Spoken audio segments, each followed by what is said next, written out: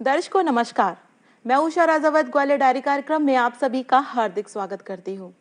दर्शकों, वैसे तो कई लोगों की सुबह से लेकर शाम तक यही दिक्कत होती है कि वो खाने में क्या खाएं।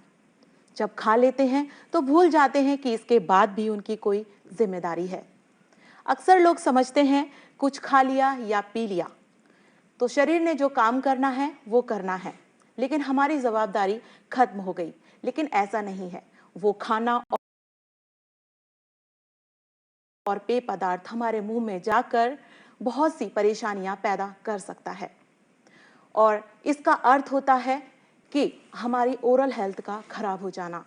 तो आज हम दर्शकों इसी पर चर्चा करेंगे और चर्चा करने के लिए हमारे साथ मौजूद हैं दंत रोग विशेषज्ञ डॉक्टर मयंक श्रीवास्तव जी। सर, आपका बहुत बहुत स्वागत है हमारे कार्यक्रम में। थैंक यू उषा जी। सबसे पहले हम बात करेंगे, जैसे हम अपने मुख की बात करते हैं, यानी हमारी जो ओरल हेल्थ है, ये हमारे लिए स्वस्थ रहना इसका क्यों जरूरी है? बिल्कुल, बहुत अच्छा क्वेश्चन पूछा उषा जी आपने। मैं आपको बताना चाहूँगा कि ओरल हेल्थ इसलिए बहुत ज़रूरी है मेंटेन करना, क्योंकि उस ओरल हेल्थ से बहुत सारे इन्फेक्शंस रिलेटेड रहते हैं, है ना। जैसा कि सबसे कॉमनली हम देखते हैं आजकल मुंह का कैंसर, इसका भी कहीं ना कहीं से ओरल हेल्थ से ही रिलेशन रहता है। जरूरी नहीं है। आजकल सभी लोग ये कहते हैं कि जो मुंह का कैंसर है वो तंबाकू खाने से होता है। ये सत्य है, तंबाकू खाने से भी होता है और सबसे ज्यादा होता है। लेकिन अगर हमारा ओरल हेल्थ जो है या ओरल हाइजीन जिसको कहते हैं, मुंह का रख रखाव, साफ सफाई, वो अगर प्रॉपर तरीके से नहीं होता है तो वो इन्फेक्शन आगे बढ़ता जाता है। उसमें फिर कई तरह के रोग जन्म लेते हैं, जैसा कि मसूड़ों के रोग होते हैं, दांत से रिलेटेड रोग होते हैं, और फिर जो अंदर जबड़े की हड्डी होती है वहां तक भी रोग पहुंच जाता है। और कई बार इस तरह के रोग कैंसर जैसी बीमारियों का भी जन्म लेते हैं। इसलिए मैं आपकी इस बात से सहमत हूं कि ओरल हेल्थ का इंपॉर्टेंस हमारी लाइफ में बहुत ज्यादा है। बहुत ही उत्तम बात कही आपने। और आगे हम बात करेंगे, जो पायरिया डिजीजेस के बारे में बात करेंगे।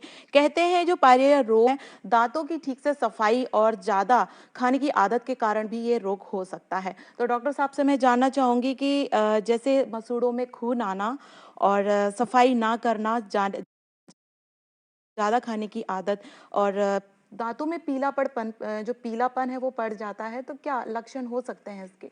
जी, एक्चुअली ये भी क्वेश्चन आपका काफी अच्छा है, क्योंकि ये जो पायरिया की बात आपने बोला, ये आजकल हमारे समाज में पेशेंट्स में बहुत ही कॉमन बीमारी हो गई है। और लगभग मैं तो ये भी कहूँगा कि 10 में से एक व्यक्ति इस बीमारी से ग्रसित हो रहा है। फिर साथ में आपने ये बोला कि मसूड़ों में इन्फेक्शन हो जाता है, मसूड़ों से खून भी आता है और दांतों में पीलापन हो जाता है। तो दांतों में पीलापन होना और मसूड़ों में खून आना दोनों अलग अलग समस्याएं हैं। मैं पायरिया से रिलेटेड चीज बताता हूँ कि अगर मसूड़ों में आपको खून आ रहा है तो इस बीमारी को जिंजिवाइटिस कहते हैं हमारे डेंटल सर्जरी में। जिंजिवाइटिस का मतलब होता है कि मसूड़ों को स्वेलिंग या मसूड़ों से रिलेटेड इन्फेक्शन, गम्स का इन्फेक्शन। और जब वो इन्फेक्शन को हम ठीक नहीं करते हैं, छोटे स्तर पर घरेलू उपचार से उसका काम चलाते रहते हैं, फिर वो इन्फेक्शन और गहरा हो जाता है और वो इन्फेक्शन जाकर दांत की जड़ों तक पहुंच जाता है। जब दांत की जड़ों में वो इन्फेक्शन पहुंचता है तो दांत की जड़ों में लिगामेंट्स होते हैं जिसको पेरियोडोंटल लिगामेंट कहते हैं, और वहां पर धीरे धीरे पफ जैसी फॉर्मेशन वहां होने लगता है। और जो पफ जैसा फॉर्मेशन जब वहां पर होता है तो उससे क्या होता है कि हमारे मुंह से बदबू आना, ये बहुत ही कॉमन है। और जब बैड स्मेल आती है उस समय फिर पेशेंट को जब अकवर्ड फील होता है तो वो डेंटल सर्जन के पास चेकअप के लिए जाता है। उसके पहले कई लोग नहीं जाते हैं और कुछ लोग रेगुलर जो डेंटल चेकअप वाले हैं उनको ये बीमारी नहीं होती है। तो इस बीमारी को हम पायरिया कह सकते हैं कि जो मसूड़ों में पस पड़ने की स्थिति जो है एक डेंटल ऑपरेटर्स के द्वारा, इससे हम इसको क्योर कर सकते हैं। इसके बचने के उपाय भी हम जानना चाहेंगे। हाँ, रेगुलर बिल्कुल आपका हर क्वेश्चन पहले क्वेश्चन से रिलेटेड है कि बचने का उपाय का मतलब यह है कि आपको अपनी ओरल हेल्थ को मेंटेन करना है। और मैं ये एडवाइस करता हूं कि अगर आप पायरिया जैसी बीमारी से बचना चाहते हैं तो आप एक दिन में कम से कम 2 बार ब्रश करें। रात को सोने के पहले जो ब्रश करते हैं हम, वो हमारे बहुत ही उपयोगी होता है और बहुत ही इम्पोर्टेंट होता है। क्योंकि क्या होता है कि हम जो सारा दिन जो भोजन पदार्थ लेते हैं, खाद्य पदार्थ लेते हैं, जैसे आपने ड्रिंक्स बोले, पेय पदार्थ हम लेते हैं, तो ये सब क्या होता है हमारे मसूड़ों में, दांतों की जड़ों में जाके चिपक जाते हैं। अगर हम, कुछ लोग ये कहते हैं कि मैं कुल्ला कर लेता हूं तो शायद उसके बाद मुझे ब्रश करने की आवश्यकता नहीं पड़े। तो जो हम कुल्ला करते हैं, कुल्ला करना है या थोड़ा बहुत मुंह को धोना, वो दांतों को ऊपरी सतह से साफ करता है, जड़ों को नहीं करता है। खाद्य पदार्थ दांतों की जड़ों में फंसे रह जाते हैं और वहां पे वो सड़न पैदा करते हैं। इससे जो दिक्कत बढ़ जाती है। जी हाँ, सड़न पैदा में क्या होता है कि बैक्टीरियल फॉर्मेशन होता है, वहाँ पे जीवाणुओं का प्रजनन होने लगता है और उससे पस जैसी वहाँ पे आकृति बनने लगती है और स्मेल आने लगती है और धीरे धीरे दांत ढीले होना या लूज होना चालू हो जाते हैं, जिसको भी पेरियोडोंटाइटिस का ही एक पार्ट है। बिल्कुल, बहुत ही उत्तम जानकारी देते हुए हम अगले प्रश्न की तरफ बढ़ते हैं कि जैसे अभी हम बात कर रहे थे पायरिया की और साथ में हम मसूड़ों की समस्या की भी बात कर रहे थे। कहते हैं ना, जो मसूड़े होते हैं हमारे दांतों के लिए एक सुरक्षा कवच होते हैं। तो मसूड़े फूल जाते हैं। कभी-कभी देखा होगा आपने, जैसे मान लो कई रोगी भी आते हैं कि मसूड़े फूल कर फिर उसमें ब्लड भी आने लगता है। क्या कारण हो सकता जी, है इसका? एक्चुअली मसूड़े फूलना, जैसे कि इसके पहले वाले प्रश्न में आपने मुझसे पूछा था मसूड़ों में खून आना, तो मसूड़े फूलना वो खून आने के पहले की स्थिति है। दोनों लगभग एक ही बीमारियां हैं। जिंजिवाइटिस का ही ये मसूड़ा फूलना भी पार्ट होता है। जो हमारे गम्स होते हैं उसकी स्वेलिंग को हम जिंजिवाइटिस कहते हैं और फिर उसके बाद ब्लड आने लगता है। तो वही कारण है कि आप प्रॉपर ओरल हाइजीन को मेंटेन नहीं कर रहे हैं, अपनी ओरल हेल्थ को मेंटेन नहीं कर रहे हैं, उसकी वजह से ये सारी समस्याएं आजकल बहुत हो रही हैं। ये जो दिक्कतें आ रही हैं, तो इनका एक खान-पान भी जो है इसका कारण हो सकता है? बिल्कुल। इसमें दिक्कतें जो आ रही हैं, जैसे कि बीच में आपने एक क्वेश्चन पूछा था, मैं उसका आंसर नहीं दे पाया आपको, कि दांतों पर पीलापन आना। ठीक है, तो जो दांतों पर पीलापन आता है और कुछ ये सारी समस्याएं भी खान पान पर ही डिपेंड करती हैं। जैसे आजकल जो हमारे युवा हैं, हमारे टीनेजर्स हैं, किशोरावस्था में लोग बाग ये कोल्ड ड्रिंक्स वगैरह का बहुत ज्यादा सेवन करते हैं और जंक फूड्स जैसे कि पिज्जा हो गया और जो मतलब कोई भी इस प्रकार का पदार्थ जो कि चिपचिपाहट जिसके अंदर हो, तो वो जाकर उसका जो स्टिकीनेस है, चिपचिपाहट है, वो दांतों पर जाकर चिपक जाता है और इस तरह का पीलापन और दांतों में सड़न को पैदा करता है, जिससे कि बैक्टीरिया बनते हैं। बिल्कुल। बहुत ही बढ़िया जानकारी आपने दी हमारे दर्शकों को। आगे हम बढ़ते हैं। दर्शकों, रात को सोने से पहले दांतों की सफाई ना करने की हमारी जो आदत है, पान मसाला खाना, तम्बाकू खाना, इसके सेवन से दांतों में कीड़े लग जाते हैं। तो डॉक्टर साहब से मैं जानना चाहूंगी कि क्या कारण है कि दांतों में कीड़ा लग जाता है? दांत एक आम प्रचलन की भाषा है। एक्चुअल में इससे दांतों में कीड़े लगने का जो एक्चुअल वर्ड है डेंटल सर्जरी में, उसको हम डेंटल कैविटी या डेंटल कैरीज कहते हैं। इसमें क्या होता है कि जब हम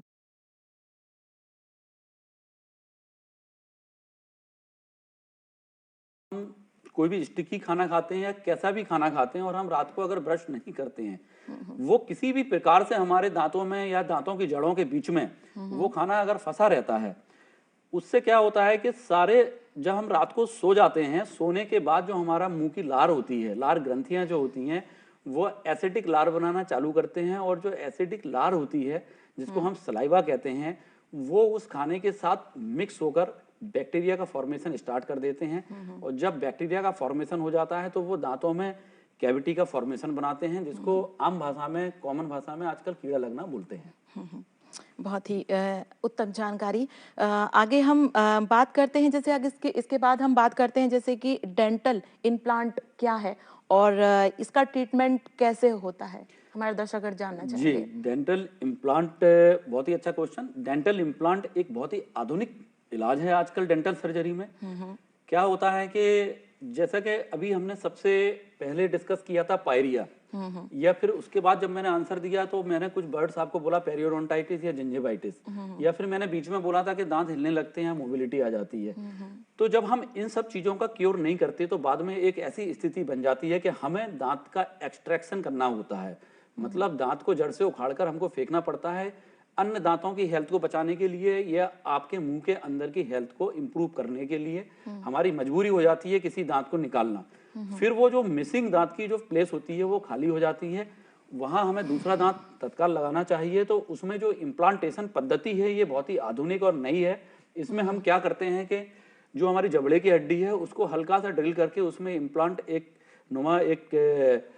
आर्टिफिशियल रूट कह सकते हैं उसको, दांत की, उसको हम वहाँ प्लेस करते हैं और उसके ऊपर 1 महीने बाद जब वो ऑसियो इंटीग्रेट हो जाता है या हमारे दांत के एनवायरनमेंट से, जबड़े की हड्डी के एनवायरनमेंट से वो अनुकूलित हो जाता है, उसके बाद हम उसको लोड करके उसके ऊपर दांत बना सकते हैं और एक बिल्कुल प्राकृतिक दांत आपको बनाया जा सकता है इम्प्लांट के द्वारा। बहुत ही। सीमा, सीमा, उठो, क्या हुआ? चेकअप के लिए जाना है ना। सोने दो ना।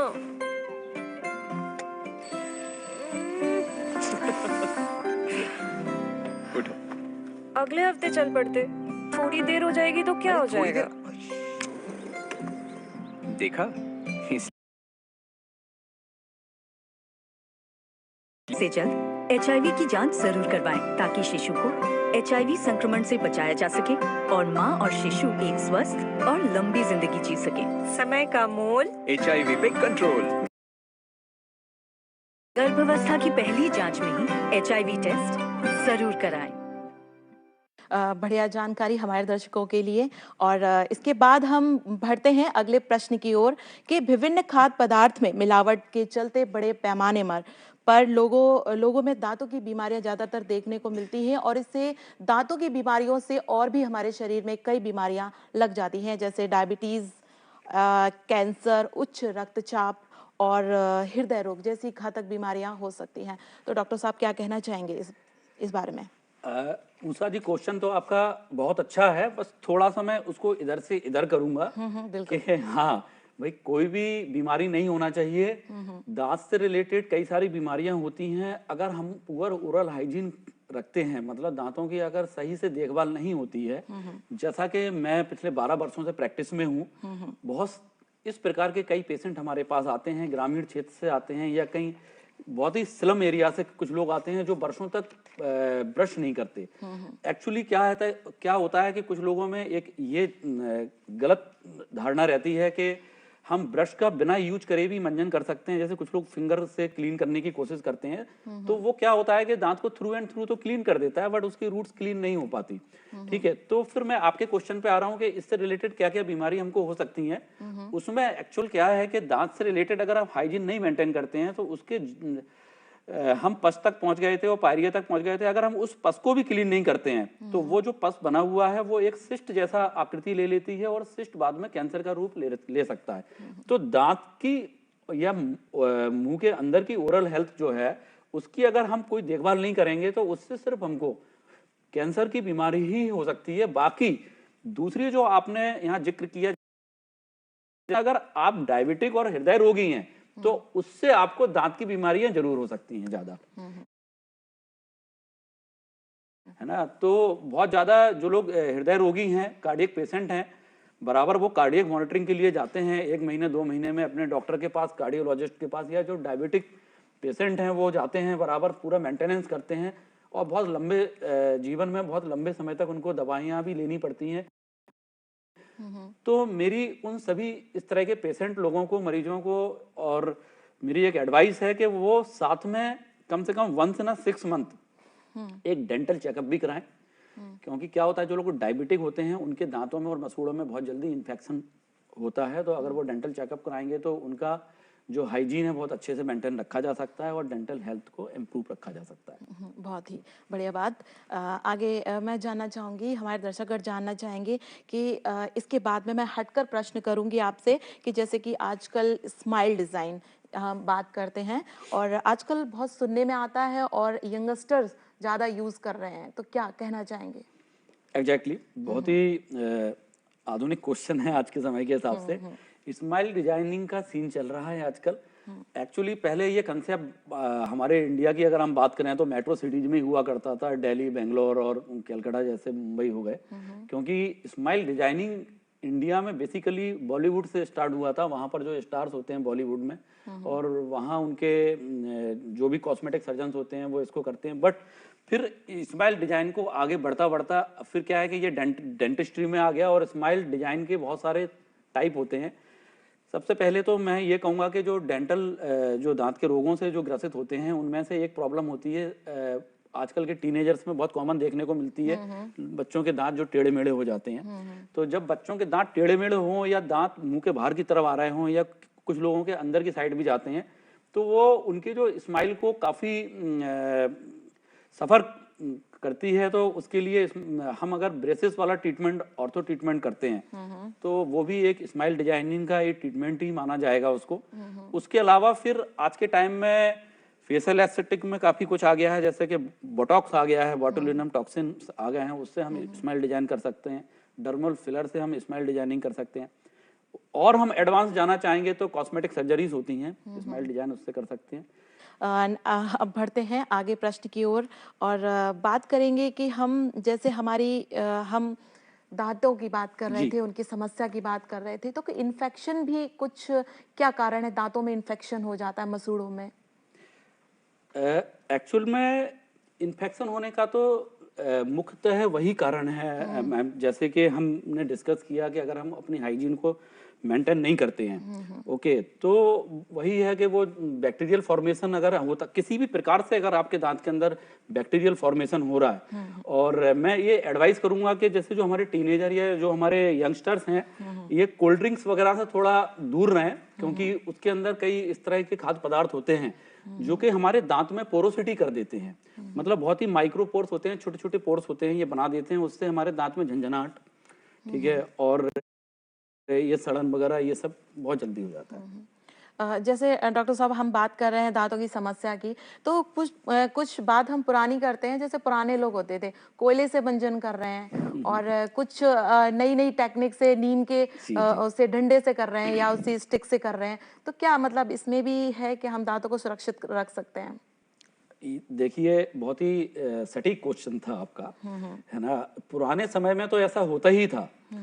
आज के समय में भी कुछ पेशेंट हमें इस प्रकार के मिल जाते हैं, भले ही वो वन इन 100, मतलब 100 में एक मान लो, लेकिन वो कहते हैं कि सर मैं जब से मैं पैदा हुआ, जब से मैं नीम की दातुन कर रहा हूँ या बबूल की दातुन कर रहा हूँ या कोयला, कुछ लोग तो सरसों का तेल का भी एक कोई नमक का कंसेप्ट है, मैंने कभी ट्राई नहीं किया, है ना भाई। देखिए, एक जो चिकित्सा है, हम लोग एलोपैथिक चिकित्सा दे रहे हैं, डेंटल चिकित्सा दे रहे हैं, तो उसके पैरेलल में एक और चिकित्सा है जिसको हम आयुर्वेदिक पद्धति कहते हैं, ठीक है। आयुर्वेद में हो सकता है इसका कुछ रिलेशंस हो कि नीम में एंटीबायोटिक तो होता ही है, तो उससे कुछ ना कुछ फायदा होता होगा, लेकिन एक टेक्निकली मैं ये कहूंगा कि जब तक कि आप ब्रश यूज नहीं करेंगे, जब तक आप ब्रश यूज नहीं करेंगे तो आपकी दांतों के जड़ों की क्लीनिंग नहीं हो पाएगी। Hi everyone! Get your toothbrush ready because it's time to brush your teeth. The time has come to brush your teeth. The time has come to brush your teeth. Grab your brush and follow me. Put some toothpaste on your brush. A pea-sized amount is plenty. 1, 2, 3. Up and down, round and round. Can you hear that brush? Do you have hiding? You must ensure to brush them all. Brush, brush, brush. Brush them all. Up and down, round and round. Can you hear that brushing sound? Brush, brush, brush, brush, brush, brush, brush. We must brush our teeth for 2 minutes to get our brush in all the right places. 1, 2, 3. Up and down, round and round. Can you hear that brushing sound? Brush, brush, brush, brush, brush, brush, brush. Brush, brush, brush, brush, la la la la la la la. Brush, brush, brush, brush. Brush, brush, brush, brush, la la la la la la la. Brush, brush, brush, brush. Up and down, round and round. Can you hear that brushing sound? Brush, brush, brush, brush. Brush, brush, brush, brush, brush, brush. Be sure not to swallow the toothpaste when you're done. Spit it in the sink and turn the tap on to wash it away. Clean your brush under the tap so it's ready for another day. Brush, brush, brush, brush, la la la la la la la. Brush, brush, brush, brush.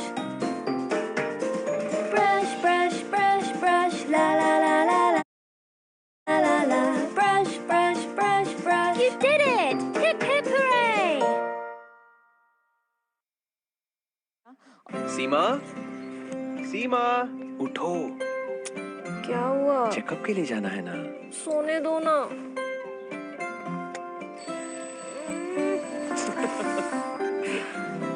उठो। अगले हफ्ते चल पड़ते। थोड़ी देर हो जाएगी तो क्या हो अरे थोड़ी जाएगा? देखा, इसलिए जरूरी है टाइम का ख्याल रखना। गर्भावस्था के पहले 3 महीनों के अंदर और माँ और शिशु एक स्वस्थ और लंबी जिंदगी जी सके। समय का मोल। HIV पे कंट्रोल। गर्भावस्था की पहली जांच में ही HIV टेस्ट जरूर कराएं। इसके बाद में हम बात करते हैं कि भागती दौड़ती जिंदगी में हमारी उम्र बढ़ रही है, हम आगे बढ़ रहे हैं, लेकिन हम अपना ख्याल प्रॉपरली नहीं रख पा रहे हैं। हमें स्वस्थ रहना होगा अगर हमें जीवन में आगे बढ़ना है। तो दांतों की जो देखभाल है हम किस प्रकार अच्छे से कर सकते हैं, हमारे दर्शक जानना चाहेंगे। हाँ बिल्कुल। दांतों की देखभाल के लिए हमको मुख्यतः 2 बातों का विशेष ध्यान रखना है। ये मेरा संदेश भी है सभी लोगों के लिए। सबसे पहला तो जो मैंने सबसे इस बातचीत को, वार्ता को शुरुआत में ही बोला था कि आपको एक तो 2 बार ब्रश करना है। सुबह सभी लोग करते हैं, रात को सोने के पहले एक बार ब्रश करें, और उसके साथ कुल्ला करने के कुछ माउथ वॉशेस आते हैं, माउथ रिंच, जिसमें के एंटीसेप्टिक भी होता है, एंटीबायोटिक्स भी रहते हैं कई बार, तो हम उसको भी रात को सोने के पहले यूज कर सकते हैं। साथ में ब्रशिंग हम कर रहे हैं, regular dental checkup every 6 month, कम से कम वंस इन 6 मंथ हम एक डेंटल सर्जन के पास जाएं और उनसे एक नमस्ते करके आए, एक फॉलोअप लेकर आए।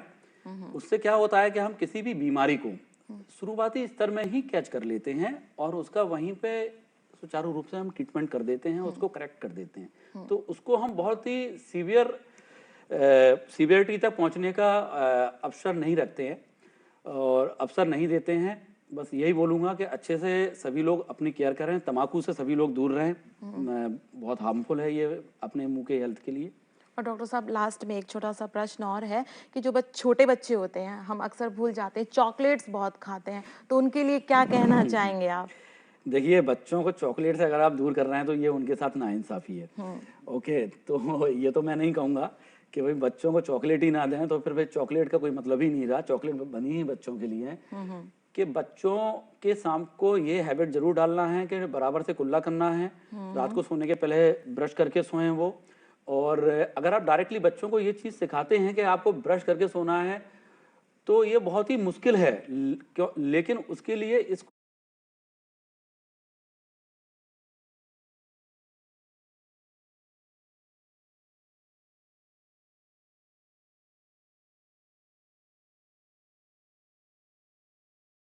आप लोगों के साथ शेयर करूंगा कि मेरी डॉटर, कई बार मैं भूल जाता हूँ ब्रश करना, तो माय डॉटर 7 साल की है मेरी डॉटर, वो मेरे को याद दिला देती है कि भाई आपको भी ब्रश करना है। और देखिए पापा जी मैं तो कर रही हूँ। तो ये मेरी बच्चों के लिए सलाह है कि please twice a brush per day, और अच्छे से कुल्ला करें, अच्छा खाना खाएं, जंक फूड कम खाएं। Thank you. बिल्कुल डॉक्टर साहब, आपका बहुत बहुत धन्यवाद। आप हमारे कार्यक्रम में आए और हमारे दर्शकों को इतनी अच्छी जानकारी दी, इसके लिए very thank you so much. Thank you.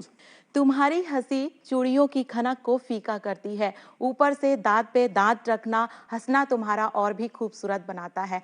दर्शकों, हम अपने दांतों को तभी खूबसूरत बना सकते हैं जब हम अपने दांतों का ख्याल रखें, आहार का ध्यान रखें, डॉक्टर से समय समय पर चेकअप करवाएं। इसी के साथ उषा